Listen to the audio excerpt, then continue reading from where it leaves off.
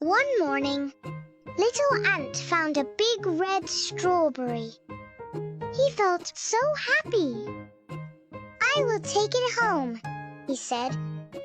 He pushed and pushed, but the strawberry didn't move at all.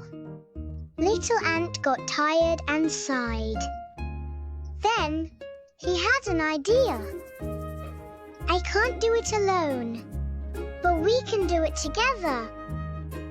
He ran to call his friends. Soon, many ants came to help. They lined up and worked together. Heave ho, heave ho! At last, the strawberry began to move.